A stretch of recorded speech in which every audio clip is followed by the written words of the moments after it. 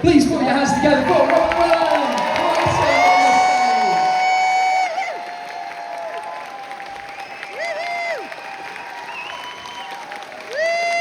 Sit wherever you want.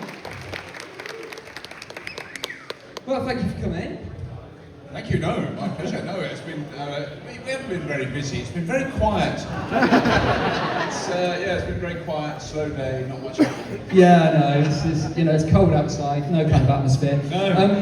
Well, it's nice to have you here before the other, three guys. Yes. Because usually, in the series, obviously you had to follow them. So you get your own slot now. That's very unusual. I'm not used to it at all. It's most disturbing. Before they get here then, and before they can hear your answer, what was it like joining the cast of Red Dwarf? Let me wind back to 1989. So 3/4 of you weren't born then, I would think. But anyway, but no, it was a very short, a very brief period of adjustment. I think it was. It didn't feel like it didn't take long. It was very quick. And I knew I'd met Barrie before I started in it, and I knew who Craig was. I didn't know Danny at all, because I'd never met Dan. But we all got on pretty quick. Yeah, it was very, very, very short. So obviously Crichton, as a character, had been in initially. Yeah. And then they somehow wanted to bring it back in. So what was the process that you got involved? Because obviously that you had another actor playing that original one. What was the process that brought you in? I mean, I wrote a play that was on at the Edinburgh Festival. There was such a remote chance of me being in Red Dwarf. So I wrote a play with the specific idea of being a playwright that smokes a pipe and has a tweed jacket and talks and gets interviewed on late night BBC 2 about my plays and my marvellous plays, and I wrote all these wonderful plays, and isn't it? And the person I wrote it, one of the people I wrote it for, withdrew at the very last moment and left me in the lurch, and I had a theatre booked and I'd paid for the flats and I didn't have any money and it was all a nightmare. And the only person that knew all the lines, theoretically, was me, so I did it. So that was, it was quite possible I wouldn't have been in the play, and therefore nothing would have happened. But anyway, the play luckily was a great success. It was called Mammon, Robot Born of Woman. And it was about a robot, and he did have a slightly kind of vaguely Canadian accent at times, because I'd just spent some time in Canada and the USA beforehand. And the producer, Paul Jackson of Red Dwarf, came to see the play. I had to put a chair on the side of the stage for him because it was sold out. Totally sold out, ladies and gentlemen. A bit like here. Drop that in there. Just drop that in there. There was a thing called the Perrier Award, which I didn't win. So it's a lovely comedian called Jeremy Hardy. I'm sure some of you remember, and Jeremy won it that year, and he's such an amazing guy. So I didn't really resent it. Very sad that we lost Jeremy a few years ago, but he was a wonderful guy, and so it was, that's what happened there, yes. So was your intention to be an actor, or was it was just to be a playwright? Was there ever one? Yeah, I've never had any intentions. I think that's probably the truth. I'd written comedy sketches for some mates, this is like 10 years earlier, and I stood at the back of a theatre and watched them do lines I'd written, and people laughed, and that definitely clicked something. And then they talked me into being in a sketch. It was about RAF pilots. My dad was an RAF pilot in World War II, and we got a round of applause for that. For Robert Stout. I wish he was here to hear that. Reg was a very, very brave man. I didn't really learn what he did until after he passed away, and I then did a programme for the BBC called War Hero in My Family, and they did all the research and found out what he really did, and he was incredibly lucky to be alive and very brave guy to do what he did. Anyway, we did a play about some RAF pilots who were hungry after a bombing raid, and they were looking for a kebab shop. It was quite a shallow and cheap sketch. I'm not trying to, I don't want to oversell it, but it was quite funny, and people loved it. And the opening of it was 4 of us on the front of the stage, each doing an impression of a Merlin engine. Barrie would have appreciated it. So we did the start-up one after the other. Port outer, sort of thing. There was a lot of spit. You didn't want to sit in the front row for our show. But it was, that became, when I did that sketch with them and people laughed, there's definitely a bug. I'd never been on a stage before in my life and didn't want to do it, so it was definitely a thing. I mean, to be on stage and get people laughing at you, I've never experienced it, but, but yeah, I can see how you felt. Yeah. So, by the way, so when Doug was on stage earlier, did you know the story about Arnold Rimmer, the real Arnold Rimmer? No. He went to school. Doug was telling us, right. Yes, I did. Yes, I do remember that. So he's yes, you did tell me, Doug, and I now remember. But just before he said that, I totally forgot. He's also a which, real as you know, is not unusual, sir. Real life RAF pilot now too. So I know you'll get asked this all the time. I want to get it out of the way because I'm sure people wonder, how long does it take you to get into the Crichton costume? Well, okay, so there's a historical thing. I want a brilliant, actually AI would be able to do this. I want a graph that shows the difference between the amount of time I spend in makeup and the amount of time the rest of the cast. So back in 1989, there would have been this very high bar, and that was me, and that's Danny there, Craig there, Chris there. Chris is basically walking, good morning everybody, slap on the H, get on the job. That was all that happened. Now, as the years have passed, the technology that we use to put the mask on has really improved. The materials have improved, the glue's improved, the way it's designed has got better. It fits better because my head is 3D printed, not moulded with plaster of Paris and all that stuff like it used to be. So it's much, much better now. So with the record we've ever had with an amazing makeup man called Sangeet is 1 hour 58 minutes. So that was the fastest. In 1989 it was 5 hours. But I used to have to sit in the makeup chair, and I've learned to go to sleep sitting up like that. I can sit up like that and go fast asleep. And it's lovely until you wake up, and then you think you're on the top floor of the Empire State Building about to fall off. So that's quite disturbing when you wake up. But anyway, yeah, so it's gone from 5 hours to about 2. But it still takes an hour to get off. So when we say, that's it, it's a wrap at the end of the day, everybody rushes off, they have a quick wipe down with a wet wipe, go down the pub, and I'm still in the makeup chair an hour later. Yeah. But you can't feel the emotions of the human, so, yes. You know, Yeah. there is that. That's true. Shall we welcome a couple of your colleagues to the stage? I would love that. Please put your hands together for Chris Barrie.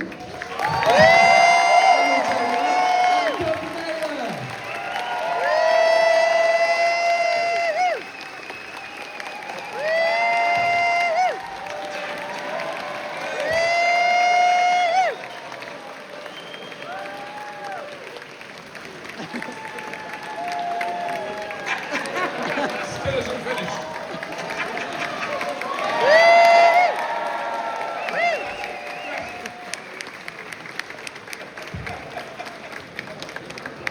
That was possibly the best Rimmer salute I've ever seen. Up there, it's in the top 3. Oh, you missed it when you were doing your autographs. There was the equivalent of a Mexican wave, a Rimmer salute. Oh, wow. A Rimmer wave. Yeah. Wow. Oh, that really could be something, couldn't it? Well, should we try and Recreate. workshop Wanna it? recreate? Actually, can we see the Mexican River wave? Yeah, let's do it again. Let's start over here again. Start. Stop. After 3, Here we 3, go. 2, there we go. Bring it Look round. at this! Oh, what? Someone really needs to Don't film stop that. those hands turning. Keep those hands turning. Oh, look at Because if it this. stops, you see what I mean? And then it's in. Oh, The fastest way down. Now. remarkable. Give yourself a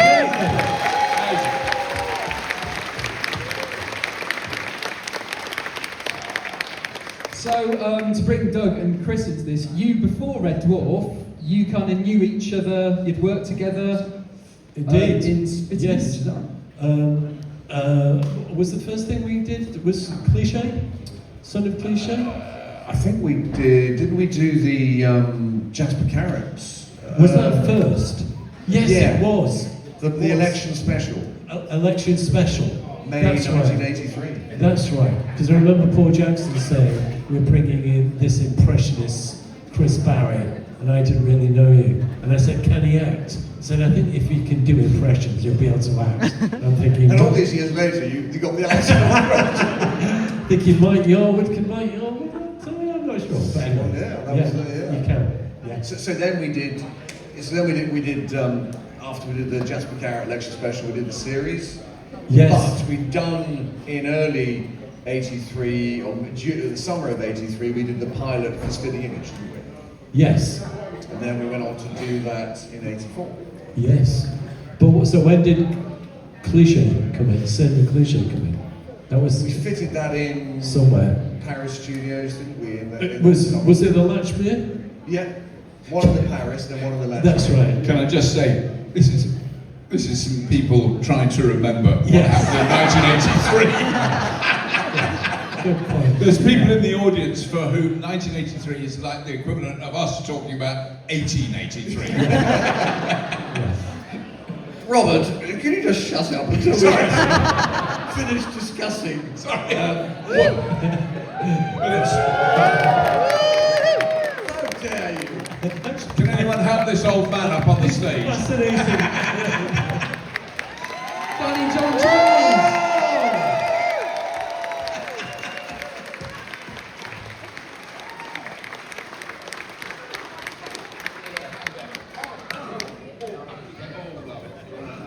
Oh shit, sorry. I've got Gardner's back. See the old man did the garden yesterday. Oh my goodness, never again. So what do you want? Yeah. He was doing As Chris just stunned everyone into silence. So is it the coccyx? It's the old The old coccyx. coccyx, mate. Yeah. The old lumber reed. Red Dwarf, in Red Dwarf now, 2 members of the cast have got coccyx issues. And you have to be very careful how you say them. But Craig's got more cocks than hicks. Yes. And don't tell him I told you that. Go to his head. He'll get all funny DJing tonight. So Chris, you're coming in because you. Oh, who are you? Hi, I'm Al.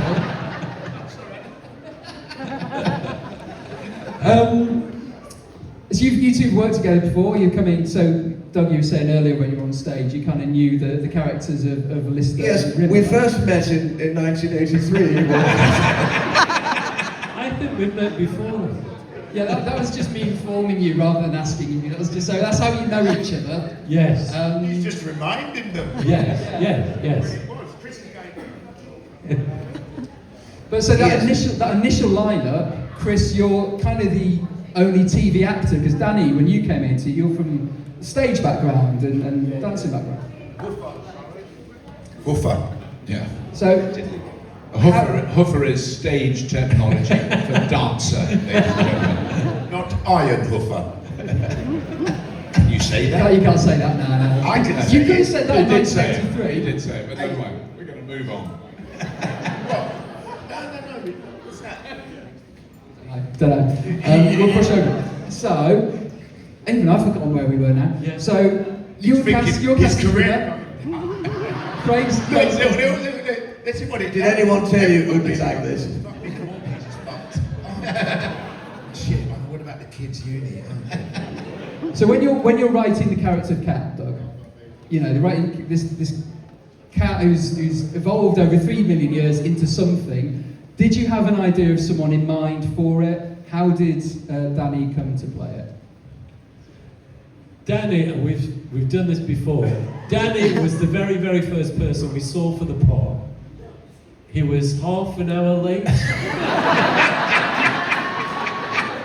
But he didn't know. 28 minutes. He didn't know he was late. I didn't know that. But that was So he came in like, here I am.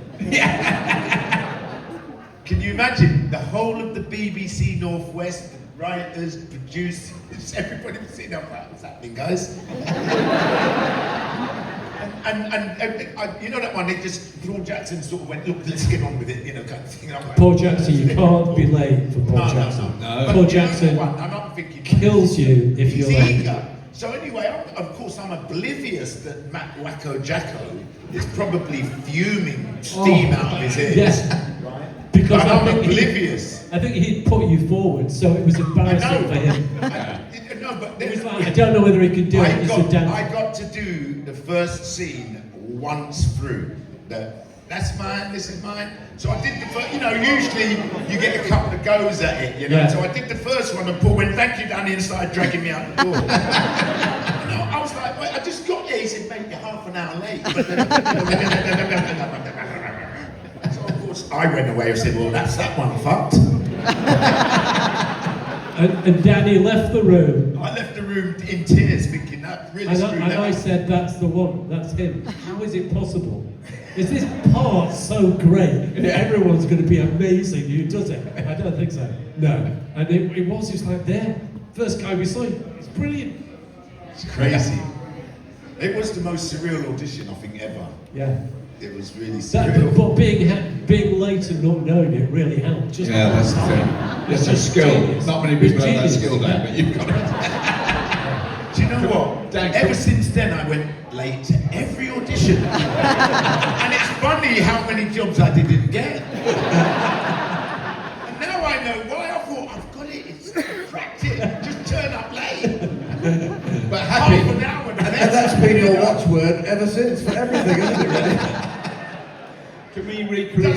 doesn't work in the West End. Darling, where have you been? Can we recreate the time that you were late on the set when Paul was directing? Oh my I'll be Paul. Oh. So me and Craig missed the plane, but the problem was that Craig was first up, right? So we got to a BBC in Northwest in the car, and me and Craig turned up like this because we saw Paul Jackson pacing on the taxi. So we would try to do that thing. No, literally.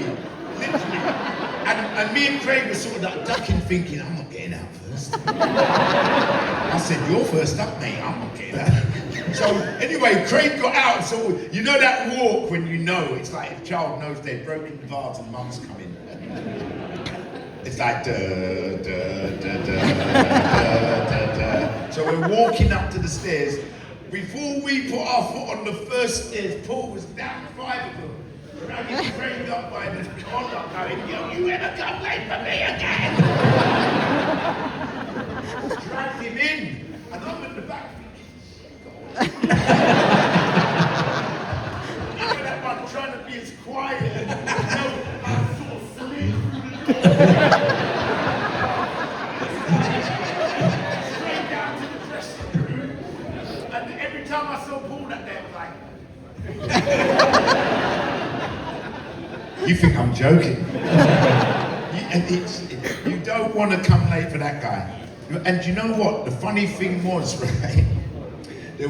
He was directing one day, do you remember? So I came in, sort of fashionably about 10 minutes late. I got to the reception, and there was this lovely lady that used to work in reception. It was John Humphrey's wife, and it was like Basil's Mrs. in 40 Towers, with the hair and everything. She went, oh, Ed's off, he's sick. Paul Jackson's directing. I went. And I'm in the reception, I didn't want to go in the studio. I'm like, what am I going to say? That I got away with it with Craig, so I said, I ain't going to get away with it today. So I walked in, and Paul was one of, those fiery sort of businessmen, like in the city, braces, lovely shirt, neat warm bag. So I get in there, and he's rolling up his sleeves, looking like this. Thanks a lot. I ain't directing for 7 years and you come late. What was it? A dead cow in the road? I mean, it was a scary guy, man. We called him Wacko Jacko.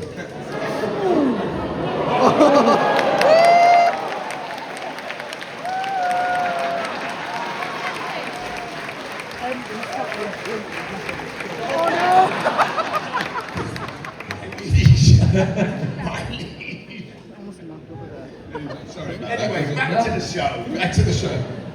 So when you join as a new cast, and obviously Robert, you're going, like I say, a bit later on, but how do you bond? How do you get to know each other? Because obviously you go on, you film, but is there a social aspect to it outside Yeah, of we that? called a load of names to each other, had 5 arguments, and then said, well, may as well get on, go get a beer a while.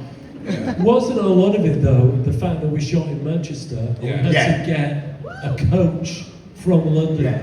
To Manchester, we there were spent a lot of videos time to together. watch, and Well, hold on, originally we used to fly. Did you? I never did. We spoiled shouldn't have said that, should we? We spoiled that. How We shouldn't have said that, really, because they think, oh, look at those laughs. Who was it who missed the flights? Oh. Yeah, people, well, me and Craig missed the Yeah. That's For why everyone. Nearly throttled him outside. Then we had to get the bloody coach, which took 7 hours. And then we'd watch, we'd fight over which movie we would Yeah, watch. yeah. Do you remember Well, that? well, I don't even remember the flights. Did we fly? Yeah, we used Yes, to for fly. about 5 minutes. It was. It was, you go up. Right. I can't remember it. Well, we never went on flights when I was in it. In the No. back of the coach. I tell you what I do remember. First of all, we had a Mercedes bus. Yeah. Chris would know that. Really slow. That was a classic BBC. What's the cheapest, crappiest bus we can get, which can only just fit them in? Yes. And that did take forever on the bus, Forever. with the noise. And of course, And then we got a Chitano. Some other people might know bus. Sorry? Citano. Thank you, sir. There you go, we got a bus And that was aficionado better. in. That had a wide body, and that had a Oh, movie. That had very a movie. good. and you'd see sort of everybody sort of, after about, sort of 2 hours down the motorway, and we've only got to Watford, right? We're going to Manchester. And the first film's already run out, and of course, Ed could see everybody sort of wilting, And so Ed would be like Arcadia on a cum trip. Now, fellas, what should we watch now? Oh, boy, that was crazy stuff. Yeah. No, we spent a lot of time together in buses. And then we actually even went from the Citano up to a proper Leyland sort of Park Royal, like a proper coach thing. Yeah. Leyland Lion, is it, or Tiger? Yeah, we got banned. We got Thank banned. you. We must talk. Come and see me tomorrow. I'll give you half an hour. I'll give you a few free photos. Let's talk buses. Where's Chris? He's talking about buses at the end of the room. Yeah. We got banned from about 3 hotels in There Manchester. was quite a lot of hotels that I knew. Yeah, I never they understood. wouldn't let us in any Well, after the one was one. Britannia was the first one. The Britannia. Yes. And that was a knocking shop. And knock It your wasn't door. looking shot. Literally. They would knock on your door. That's what They we knock do. on your door, wouldn't they? Do you want company? You want a bit of company? Sorry. There are a lot of children in the audience now. I just want to remind you. Yeah, no. They were going to come and play Scrabble. That's right. They were going to struggle. 3 in the morning. Yeah. And then we got to the Midlands. The Midland. I like the Midland. Beautiful hotel. Beautiful hotel. That's Yes. quite interesting, some of that stuff. Right, because of the timing and all that, so we're about bad news, it's okay. We've been given like a little time to wrap up. But what I say is, seek forgiveness, don't ask permission. So, Lovely. if you don't look over there, I won't look over there. But I think I'll come to you and do the Q&A, so you can ask the questions. Who's got a question? I'll jump down with my microphone. Come on then. Oh, I'm too 49 to do that. Here we go. Hi guys, thanks for coming. Obviously this is a question for probably Bobby more than everyone else, but are there certain lines that are just like burnt into your memory because they were so hard to learn? Oh, well, I think the problem is the contradiction for me. If they were that hard to learn, then the moment after I'd actually delivered them finally, after 17 attempts, there was nothing in my brain except smooth tissue that contained no data. Not a clue. They were some very hard lines to learn, that's for sure. Actually, we had some rather hard lines as well. I wasn't going to say anything. Danny and I had to put dodecahedron. I still can't say Oh, it. Sissy Franklin. We had You some know this, ridiculous right? lines. This is how That Doug was gets hard. us to learn the lines. He goes, look, I know you're not going to learn it, but have a go. And of course, I came back the next day fluent. And the only problem was, now they all had to learn it. Yeah, that And was of course, a Craig, who has a photographic memory, So unfair. was pretty damn good at learning lines. It takes one- And of course, we fluffy go, come on, guys, come on, we're going to Guys, hold these come lines, on. hold these lines. Come on, guys, I've got a gig in an hour. I've got a gig in an hour. Get on with it, Chris. So unfair. Man, Butlins. I'm sharing the bill with Gok One.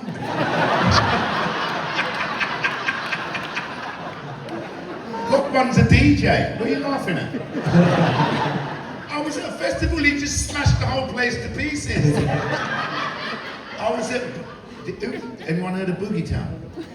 He smashed that place up, mate, I'm telling you. Good old Hey, Les, my mate was there. Didn't Got One mash up that festival? Yeah, he did. He's Our nodding. mate, He's our nodding. mate Bugsy, he lost about 35 years at that gig. He was in there going... Got One behind me, it's surreal. It's true, I have no idea what he's talking about. Unfortunately, the Gok Wang is not a bus from China. Sorry, Chris. Got one is the chap who cooks. Right, let's go. Let's Try it. Got One, We got haven't Chris. remembered one line. I'll do one line just to answer the gentleman's I question. said, Got One, is that a Bulgarian test?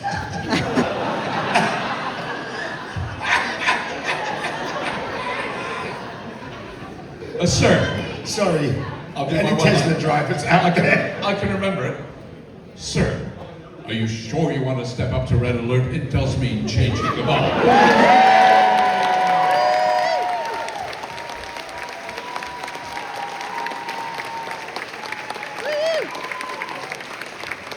Right, who's got another question? Still got it.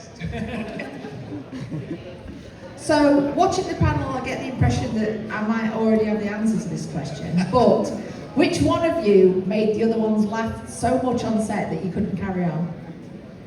I think we all do. I think that was honestly, shared. I think that was Be shared. anybody Very shared. at any time. Yeah. there's one. I've got a beautiful photograph that the photographer, camera Ed. Yeah, camera red. Yeah. Ed. Ed. He took, which is the three of us in the background, in costume, in Starbuck, like laughing, but it's a look of horror and laugh. And then walking towards the camera is Craig, and you can sort of hear him go, "I hate to tell you," and he would. He's like, "I hate to tell you." He just said something that was coruscatingly offensive. Mind-bogglingly politically incorrect. It had every ism you could possibly cram into one sentence. He should have been, it's not cancelled, he should literally have been shot. That's how it In the square. you know, that happened every now and then, but then everyone, all of us, I think everyone makes me, you all make me laugh. I mean, Yeah. You know that one when Craig tells a joke and 400 people in the studio go, I mean, a lot of the sounds like time, gale force winds coming through the doors. a lot of the time we weren't laughing. No, it was more And like... it was more in fear. Fear of of your failure. career. Yeah. Failure to learn Failure. your line. Yeah. So yeah. I mean, the times that I laugh the most with Starbuck, it's usually inevitably a Starbuck. That's where Starbuck most is of where- the laughs yeah. were. And we got a long scene going along, and what always used to make me laugh is that Robert has like just going back to the first question, a very difficult long sir, lots of sirs, chorus space core directed, Mr. Ribbon sir. And then Craig's got lots of guys, what's going on here, guys? Yeah, we learn, not we learn, shut you fuck up, you bad accent. I've got my stuff going like this, and I can say Crichton, listy, and then suddenly the silence. and then I just see Craig go, And hold on, you know when you don't even know that it's you that's forgotten your line? So I'm sitting there sort of, and I can hear, you know that? Yeah. And then you look, you realise he's talking to you. We're all the- And then I'm doing this. It's your line, man. It's your line. Oh, shit. Danny, this must be line. What's to be like? What's to be like? But then, this is the wonderful joy of working with Danny. He'll forget that line, and then we'll do it, and then we'll do the scene again. And then he does the line so brilliantly, and the audience absolutely die laughing, and we've sweated blood to get to that point. And he's there just wallowing in joy. Do you remember the first time Craig realised what he was up against? You know, he goes, damn. He goes, I've just done a page of dialogue. He comes in and does a look and steals the scene. He should get to him. He'd do like a page of dialogue, wouldn't he? You know, But I tell you, Danny is a thorough rehearser. Yeah. When it says cat enter, when it says Rimmer enters, I go, right, Yeah. It's entering. and I'm in. When it says cat enters, that is, done. I could do this 3 ways. Right, wait, the first way. He disappeared. When that happens, Craig goes, Doug, go for a fag. And Robert goes, Doug, join me. And I'm off for a coffee. No, yeah, because Craig would then convince Robert that he needs a bag because he wants company out of that role. And Bobby, who says, well, I've given up. No, you ain't, Bobby. As soon as Craig called him, he was out the back, and it looked a bit weird. Crichton with his tied around his Royal socket. With a shitty old white vest on. Smoking a bag. It's not a good look. It's not a good look. It's not good. But I do It's not remember. a good look, is it? I do remember a more. I mean, I can't remember which one, but we were in the Medi Bay, Oh, God, and that Craig was. 9-8 Yeah, Craig was on the bed, and I did a line, and you did a line, and Craig did a line, and then we all turned to the door because that Danny's, and then we didn't see Danny, but we could hear you. You're on the phone. Yeah, guy, I'll be there about 9:15. He was on the phone to a mate about going to see a motorbike. Perfectly sensible. You know that one? I said, I reckon I can fit it in before. By the time Bobby gets his line right, I can fit it in. And of course, that day he got it right the first time, innit? It's a fruit. What? His line right. So yeah, we do have a lot of laughs, and we don't. Oh, actually, going back to the corpse scene, there is one scene where all of us, the 4 of us, are corpsed out of our minds. And that was when Timothy's ball was waiting there, and when those pods went up, and we all leant out like that. Oh my God! Yeah. I'll tell you what. If you got to imagine me, I looked that way, and the first thing I saw was Chris looking like.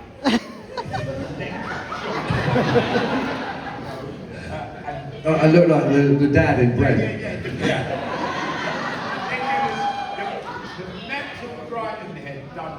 Yeah. Done me in. When I looked down on the bed. Jake Bullet. It was just two. We were all looking at each other because of course you could imagine. I'm looking at them, but I can't really realise what I look like. I'm looking at them and I'm thinking, I must look like shit as well. They were all of a sudden literally tears coming down our face. You see us all doing this. It was so hard. That's the hardest scene I think I've ever done in my life. Trying to keep a straight face. It was too crazy. Yeah. Because also you got Timothy's ball there. It's like, you can't fuck up in front of He's a proper actor. No, you know, there was pressure. There was like, people used to come on the show and you go, it's booed. Yeah, booed. Yeah, no, it's booed. And then you're like, oh, we're doing this afternoon, sir. Everyone gets really proper. Are you legit? Yes. I thought you were sitcom. We had great fun. Well, let's go for a question over here, this way. Oh, down there. Okay. Right, do you want to pass this back? It's not really a question. What I'd like to say is, we're all here here for a reason, and the reason's you. And it's been wonderful. Oh, thank you. Thank you so much for all that. We all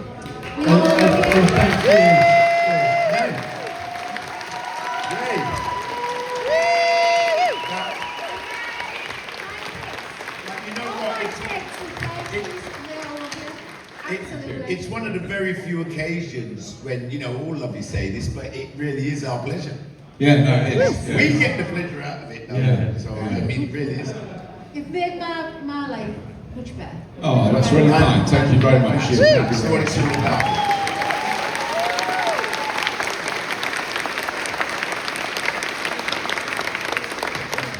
Okay, next question. Beat that. All right. Follow that. There's trouble. Hello. I just wondered who gave Cat his accent. Oh. Who? Sorry, what? Who Who gave gave Cat Cat his his accent? Oh, right. accent? Why do you speak like that? Just in because we tried everything. We tried English. When I was working on it before the audition, I tried it in English because it doesn't say it's American. No, it doesn't. It didn't. At no point did it say the cat was American. No. And so, you know, you try in English, and then of course once you tried it in the American accent, you kind of just felt it was just rolling. Yeah. And so pretty much the voice is really Richard Pryor. You know, his rhythm, I mean, it's mostly the rhythm, not necessarily the same tone, or whatever, but the rhythm and you know the whole thing about Buddy, yeah, that's a real you know, Richard Pryor thing.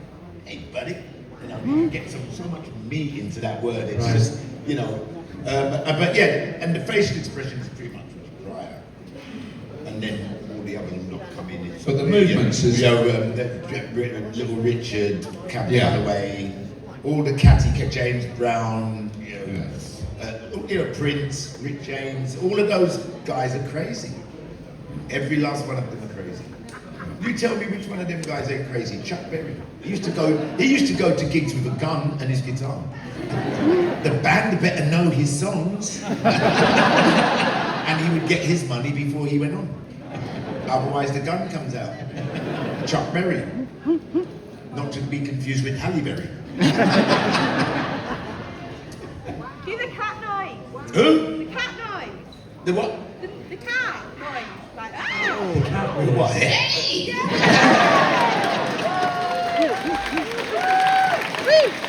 Do you know what? I've got the easiest impersonation in the world. Michael Caine has to do Alfie for about 3 weeks. They say, can you do a cat impression? I go, ow, thank you. Nice to see you. It's the easiest impression in the world. Are there any questions from at the top? I realise you haven't. You might have. I can't. Do you want to catch? Oh. Give it. Shout it out. Where what? Where did I get the hat from? Oh, do you remember? No. I got this from Naughty Ash.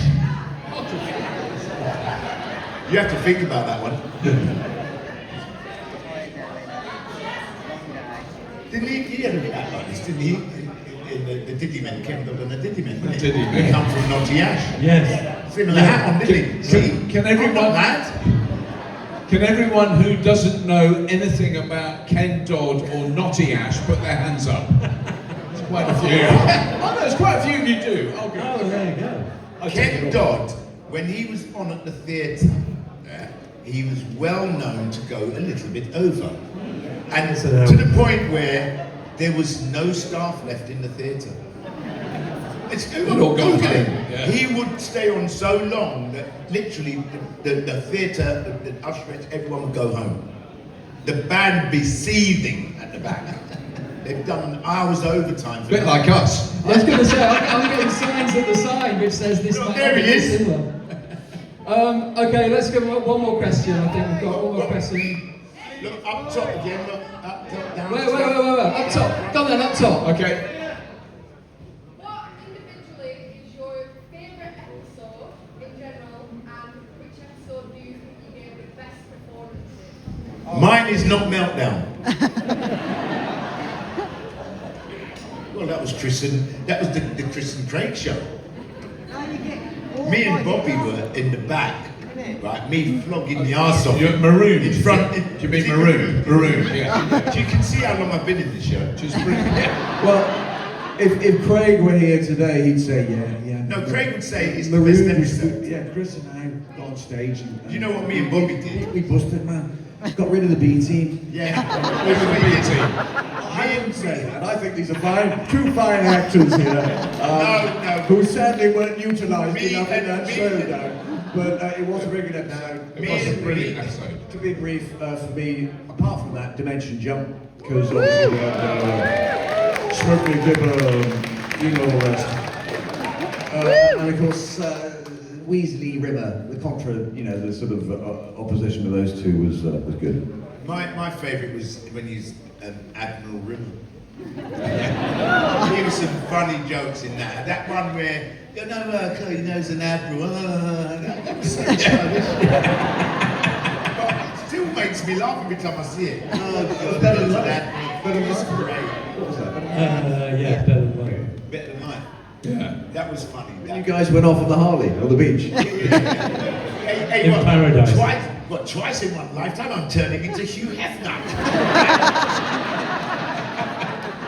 Those lines, you dream of lines like that, I'm telling you. You can only dream of stuff like that. We're throwing away stuff like that because we can't fit it all in. Goodness me. It's very hard to have a favourite. I mean, there's It's definitely crazy. A favourite moment, which Chris was in as well, and with Craig, So many is when I was removing the shrinking boxer shorts. I mean, One of you know when you've got gold in your back pocket, right? Yeah. Chris walked into that scene like this. And of course everyone was already laughing, so Chris we couldn't hear the lines. Run set. He knew that when he let that trigger go, it was going to go off. Danny, let me tell you the truth. I was waiting like this, going, when are they going to fucking stop laughing? Bobby. And you would just get them off. At one point, Chris, after a while, it was about, 2 minutes, you were still there. And then he started running out of reaction, so he ended up going, and then that gear up for the hit. Oh, listen, you'll bonk anything, Oh, God. He knows, he knew in rehearsal that was in the bank. He knew it. There's certain gags you just know they're in the bank. But sometimes on that, sometimes when you think that line's in the bank, sometimes the audience beats us to it and we're laughing. Yeah, they're laughing before the punchline. Yeah. It's the longest gag in the history of sitcoms. It started in scene 1, and the audience knew as soon as I walked in, you went, there's a clue that's gonna. And they got that from that moment on. They were on trigger alert. Right? So what screwed me up nearly was that they laughed at the feed line. Yeah. So we're standing there now saying, they laughed at the feed line. If I screw up this last line, oh my God. And we had to wait. I was just pointing the takeaway at you like that, weren't we? We were looking at each other in Chris' dazed eyes. I'm thinking, if I screw this up, this again. And then they laughed again. Your timing though on that was brilliant. Oh. It was. You anticipated it. Oh, it's brilliant. It's brilliant. Because you know if you listen to that. Yeah. Right. But wasn't You went that- ahead. Wasn't the moose scene? It stays in my memory because we did it in one take. Yes. Wasn't that the one? So you can blame us and we sometimes screw up our lines and everything, but there's a lot of people involved. The sound guys, the guys on the booms, Yeah. the cameras, the lights. It Yeah. all has to work. The doors, any Yeah. props. Yeah. And for this freakish time, and it was the first scene we did that night. And we thought, I think we were talking about it, we're not going to get through this first damn scene, it's too difficult, we're going to get there. Because we were all going in and out. Yeah. And we did it in one take, we didn't have to reshoot anything, did we? We did the whole thing. Do you remember we got backstage? Yeah, we couldn't believe it. So then, I got very confident, thought we'll get through the rest of this really quick. The next scene we had to reshoot 17 times. How that happened, we don't know. We were behind, I remember we were backstage going, we don't know this, lads. We literally said, we don't know this. Yeah. Because it was so I big. can't remember ever saying that at all. Well, I'll tell you that was something else. We came off confused as hippies. Yeah, no, it was a shock. Yeah. The term that the floor manager uses is moving on. That's what you want to hear. Moving on. And you never, because you've got to do it again. No, we need to do it again. After that scene, what you dread is if the floor manager does this. Yeah. Yeah? Who, Bobby? Yeah, Bobby. Yeah, okay, Bobby. Basically, it's, can you do it better? Then they would say, we all get paranoid when he goes like, that's it. Yeah. And so you get Bobby. But there's going to be a new rewrite. Might be one line, rewrite. There's a rewrite coming. And so which one? We got time for one rewrite, that very short rewrite. Definitely, I think. And so the rewrite is happening on the headphones. Yeah. And then the audience go, oh, well, that's a different thing. But we were in Starbuck, and I don't really now remember why this happened. We were in Starbuck, we all had little screens to see the lines, and it was from the auto cue, which I think you were typing on. And we were ready to do it, audience ready, cameras ready, and I looked at my lines there, and they disappeared. I went, and then they came back, and they were different. And this was rewriting as we were recording it. But it's the weirdest thing when you've got a little auto cue, like, see, this is before I had to wear glasses, it was great, I can remember it. But anyway, when I saw all my lines, I was going, I know this, I know, oh good, that's good. They're going away. My lines are going away. Chris, your lines go, yes, my lines are going. And there's Doug in the corner, on the auto cue machine. That was so fun. And yet that scene worked really well. Yeah. It was amazing. Well, that was why the room looked so different, because it was shot with 5 handheld cameras. That was the most bizarre thing to see, 5 cameramen. And what they would do, did you remember one leaning over one guy, and then it'd be moving, and that's why it looked so flowy, because there was no stiff camera shots. We could, ladies and gentlemen, we could waffle on for another 19 hours. But it'll cost you. You're here all week. Well, Okay, moving 24 on. hours. Ascension Sunday. Ascension Sunday.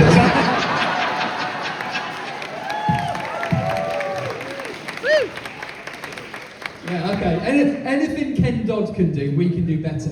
One more question. Let's go down here, because because I could get my microphone to you as well. Darling, can you sing Tom Hanks? Hold on a minute, someone just sung it. Yeah, but it wasn't as good as when you do No, it. but I was singing along up there. That was Samantha down there. Why don't you duet? Where's the band? Where's the band?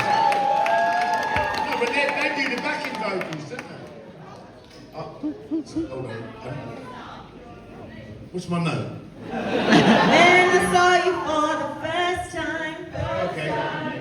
When I saw you for the first time, my knees began to quiver, and I got a funny feeling in my kidneys and my liver.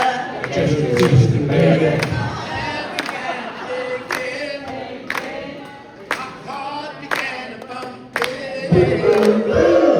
brain set my body, and all it would tell me something. Why do you make me tongue-tied? Whenever you are near me, I'm tied up. Whenever you're around, my favorite line. My trousers, they go brown, girl.